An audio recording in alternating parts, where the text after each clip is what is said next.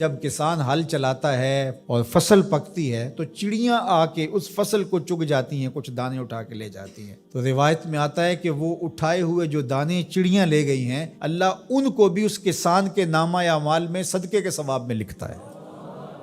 تو یہ دین ہے ہمارا۔ ما وعدہ فی امرا فیا صدقہ، جو تم کمائی بیوی کو لا کے دیتے ہو، اس کے منہ میں رکھتے ہو، برگر کھلاتے ہو، تو بیوی کو جا کے تم جو چیز کھلاتے ہو لا کے، اور اس سے وہ خوش ہوتی ہے اور تمہیں بھی اس سے مسرت ہوتی ہے، تو فرمایا کہ وہ جو تم نے کمائی کر کے لقمہ لا کے بیوی کے منہ میں دیا اور وہ خوش ہوئی، تو فرمایا تمہارا وہ بھی نامہ اعمال میں صدقے کے کھاتے میں لکھا جائے گا۔ تمہارا دین تو کتنا آسان دین ہے، تمہارا دین تو اتنا اچھا دین ہے۔ صرف یہ ہے کہ نیت کے فرق سے میں نے کہا چور اور چوکیدار بنتا ہے، اس نیت کے قبلے کو درست کرنا ہے، اس لیے اس کو ثلث دین کہا گیا ہے، انما الاعمال بالنیات۔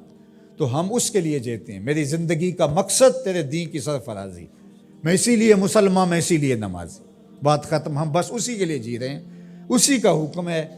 اپنی اولاد کی اچھی تربیت کرو، ان کو دین کے سپاہی بنانا ہے، اس کو اللہ کے مطیع اور فرما بردار بندے بنانا ہے۔ اس کے لیے جو تم کوشش کر رہے ہو تو تمہارا یہ صدقہ لکھا جا رہا ہے۔ تم مجاہد فی سبیل اللہ ہو، تم اپنی اولاد کے لیے اس لیے کمائی کر رہے ہو کہ ان کو جو ہے وہ اللہ کا ایک مطیع بندہ بنانا ہے۔ تم اپنے ہمسایوں کے ساتھ اس لیے سلوک کر رہے ہو کہ ہمسائے ہیں اور اللہ رسول کا حکم ہے اور میں نے ہمسایوں کے ساتھ اچھا سلوک کرنا ہے۔ تم رشتہ داروں کے ساتھ نبھا رہے ہو ان کے تلخ رویوں کے باوجود بھی کہ اللہ رسول کا حکم ہے، لہٰذا میں توڑ تو نہیں سکتا، لہٰذا اللہ اس کا بھی تمہیں اجر عطا کرے گا۔ ان تلخ رویوں کا تمہیں تمہارے نامہ اعمال میں اجر و ثواب لکھا جائے گا جو تم سہتے ہو اور برداشت کرتے ہو۔ تم سردی سہتے ہو، تم گرمی سہتے ہو، تم مشکلیں سہتے ہو، تو یہ ساری تمہارا دین ہے، چونکہ تمہارے دین کو اللہ نے بہت خوبصورت بنایا ہے۔ تمہارا دین اور تمہاری دنیا الگ نہیں ہے۔ ایک صحابی کو حضور نے دیکھا کہ وہ بہت کمزور تھا، تو فرمایا کہ تمہاری یہ کیا حالت ہے، تم اتنے کمزور ہو؟ اس نے کہا میں نے اللہ سے ایک دعا مانگی تھی، شاید وہ قبول ہوگی۔ فرمایا کیا ہوا؟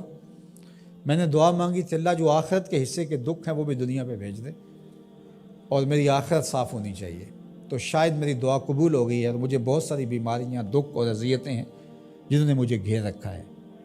تو اس پر حضور خوش ہونے کی بجائے اسے ناراض ہو کے کہا کہ تو نے یہ کیوں کہا کہ آخرت کے حصے کے دکھ دنیا پہ آ جائیں؟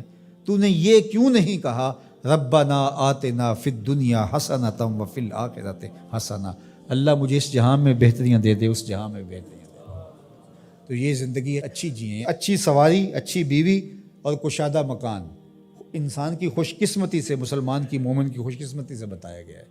اچھا اللہ آپ کو گھر دے، اس میں آسودہ رہیں، اللہ آپ کو اچھی فرما بردار نیک صالحہ بیوی دے، بہت اچھی بات ہے، اللہ آپ کو اچھی گاڑی دے دے، تو اس میں کوئی گناہ نہیں ہے، کوئی برائی نہیں ہے، اچھی بات ہے۔